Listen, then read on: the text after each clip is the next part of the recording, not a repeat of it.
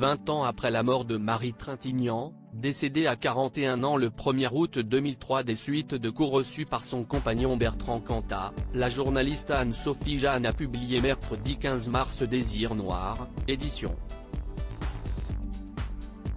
Flammarion. Celle qui a mené une enquête édifiante sur une tragédie que l'on n'appelait pas encore féminicide est revenue, entre autres, sur les adieux de la vedette d'une affaire de femme faite au théâtre Édouard VII de Paris, le 6 août 2003. Lors de cet hommage privé, les réalisateurs Élie Chouraki, Claude Lelouch, Patrice Chéreau ou encore l'actrice Anouk Aimée se sont présentés vêtus de blanc, une volonté de roman, l'un des 4 garçons de la défunte actrice et fils de Richard Kolinka, comme l'a souligné l'auteur. Présent aux obsèques avec son illustre père, connu pour avoir été le batteur du groupe Téléphone, Roman s'était entouré de ses 3 frères dans cette assemblée immaculée. Paul, à l'époque âgé de 10 ans, né de la relation de Marie Trintignant avec François Cluzet, Léon, alors âgé de 7 ans, fils de Mathias Autenin-Girard, et Jules, 5 ans, aux côtés de son père Samuel Benchetrit. La gorge serrée par l'émotion, les parents de Marie Trintignant ont également pris la parole, comme l'a décrit Anne-Sophie Jeanne. «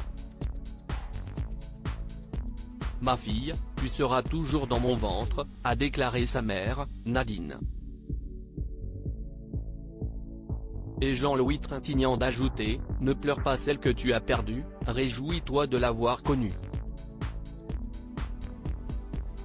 Supérieur à Jules Benchetrit, passage remarqué à Cannes pour le fils de Marie Trintignant. Obsèques de Marie Trintignant, ces célébrités qui lui ont rendu un vibrant hommage présent pour faire ses adieux à Marie Trintignant le 6 août 2003, l'ancien ministre de la Culture Jean-Jacques Ayagon a salué, en préambule de l'inhumation, le combat de Marie, un combat solitaire qu'elle a mené pour tous les hommes, quelle que soit leur souffrance, et plus particulièrement pour les femmes, pour leur liberté, pour leur dignité et pour la défense de leur égalité.